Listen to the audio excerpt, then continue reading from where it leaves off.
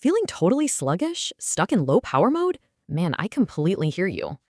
That constant fatigue means your biological system desperately needs a hard reset.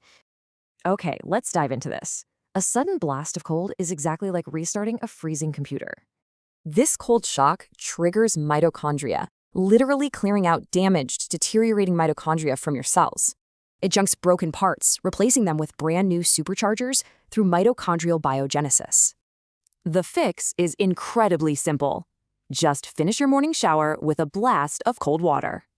You only need 30 to 90 seconds of cold exposure to spark this adaptation. Now, what's really interesting about this slide is using T8 Extra from Vilavi to support these upgrades. Just a 2 milliliter dose of its CIV-XP complex delivers concentrated polyprenols to protect new membranes.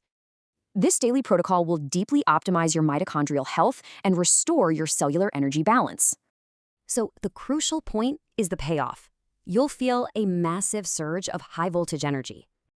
Are you finally ready to escape that sluggishness and exit low-power mode for good? Here's my challenge. Hit your biological reset button first thing tomorrow morning.